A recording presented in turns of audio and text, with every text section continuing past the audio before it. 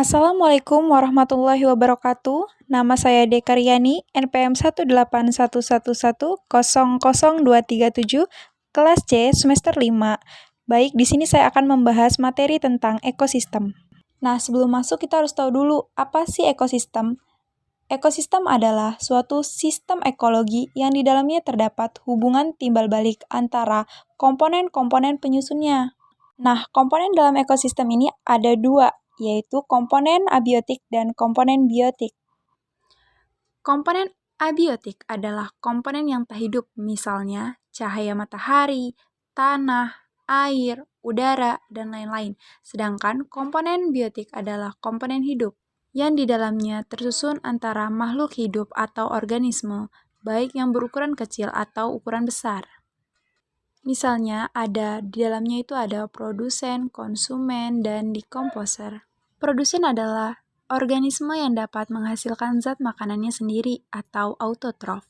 Contoh dari produsen itu sendiri adalah pohon jagung, ada padi, sawi, dan seluruh tumbuhan hijau.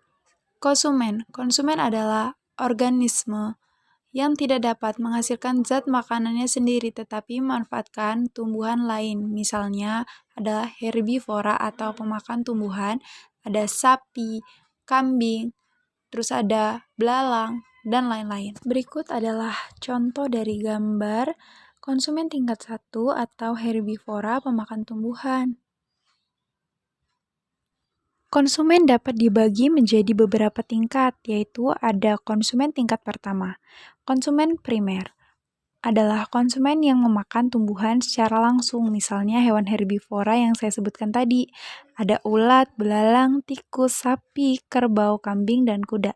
Sedangkan konsumen tingkat kedua atau konsumen sekunder adalah konsumen yang memakan konsumen tingkat pertama. Contohnya adalah burung, pemakan ulat, dan ular pemakan tikus, biasanya hewan pemakan daging atau karnivora. Selanjutnya ada konsumen tingkat ketiga atau biasa disebut dengan konsumen tersier. Ini adalah konsumen yang memakan konsumen tingkat kedua. Contohnya, kucing sebagai konsumen tingkat ketiga akan memakan burung sebagai konsumen tingkat kedua. Selanjutnya ada dekomposer. Dekomposer atau pengurai adalah pengurai dari organisme yang telah mati. Contohnya ada jamur, cacing, dan bakteri. Hubungan antara komponen dalam ekosistem. Ada lingkungan biotik. Lingkungan biotik adalah lingkungan hidup yang di dalamnya berisi makhluk hidup atau organisme tertentu dalam lingkungan sekitar. Nah, ada rantai makanan. Rantai makanan adalah proses makan dan dimakan antara makhluk hidup dengan makhluk hidup lainnya secara berurutan, sesuai urutannya. Dalam rantai makanan ada makhluk hidup yang berperan sebagai produsen, konsumen, dan dekomposer. Berikut adalah contoh sebuah rantai makanan.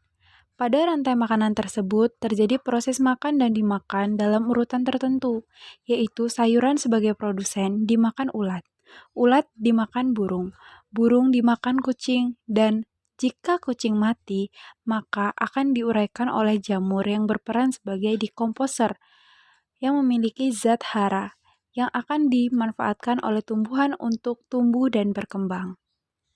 Jaring-jaring makanan. Jaring-jaring makanan adalah gabungan dari rantai makanan dalam ekosistem yang tumpang tindih dan saling berhubungan. Pada contoh di gambar terdapat 5 rantai makanan yang bergabung menjadi satu ekosistem, yaitu menjadi sebuah jaring-jaring makanan. Sekian observasi mengenai ekosistem dari saya. Semoga bermanfaat bagi kita semua. Wabillahi taufiq wal hidayah. Wassalamualaikum warahmatullahi wabarakatuh.